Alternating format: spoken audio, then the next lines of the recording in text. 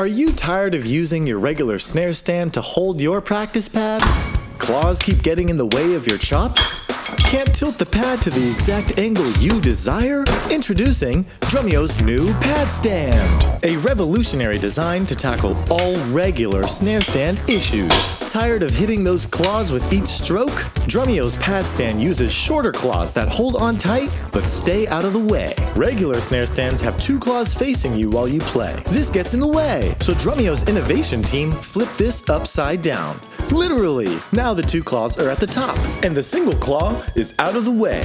But wait! There's more! Don't be obtuse. Drummeo's pad stand has a toothless design. That way you can tilt your stand even a fraction of a degree. Now that's acute. Most snare drum stands can't even extend to the proper height. Drummeo's pad stand reaches a height of 32 inches. That's taller than the average height of a desk. Drummeo's pad stand even folds up nice and small. That way you can fit it right into a backpack and practice on the go.